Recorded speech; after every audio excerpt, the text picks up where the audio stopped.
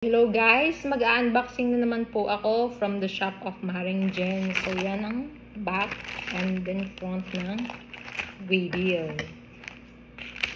So naka-indicated na ang laman ngayon ng items, kung ano yung laman. Then naka-indicated na rin ang price. Oh, siya pala ay JNC Express, kaya pala hindi pala siya flash. So,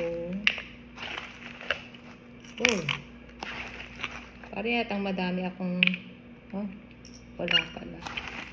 Nahati lang pala siya sa gitna.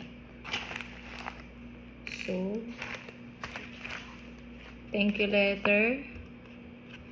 Another red string bracelet. So, ito yung aking pendant na heart pendant, 20mm. Medyo malaki siya. And then, ito naman yung aking horse pendant. Ayan. Kasi ako ay Year of the Horse. So, kasing laki nga siya ng piso. So guys, thank you for watching my unboxing.